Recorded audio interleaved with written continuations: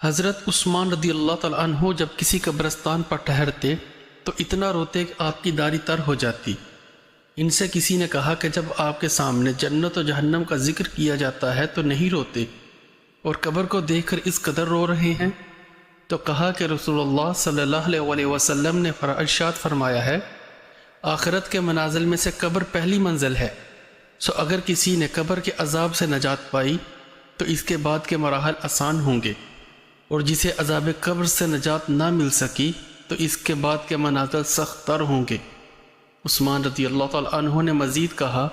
کہ رسول اللہ صلی اللہ علیہ وسلم نے ارشاد فرمایا، گھبراہٹ اور سختی کے اعتبار سے قبر کی طرح کسی اور منظر کو نہیں دیکھا۔ رسول اللہ صلی اللہ علیہ وسلم نے فرمایا، کون ایسا شخص ہے جو مجھ سے ان کلمات کو سن کر ان پر عمل کرے، یا ایسے شخص کو سکھلائے جو ان پر عمل کرے؟ ابو ہریرہ رضی اللہ تعالیٰ عنہ کہتے ہیں، میں نے کہا اللہ کے رسول، میں ایسا کروں گا۔ تو رسول اللہ صلی اللہ علیہ وسلم نے ان 5 باتوں کو گن کر بتلایا۔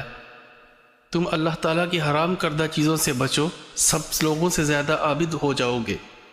اور اللہ تعالیٰ کی تقسیم شدہ رزق پر راضی رہو، سب لوگوں سے زیادہ بے نیاز رہو گے، اور اپنے پڑوسی کے ساتھ احسان کرو، پکے سچے مومن رہو گے، اور دوسروں کے لیے وہی پسند کرو جو اپنے لیے پسند کرتے ہو، سچے مسلمان ہو جاؤ گے،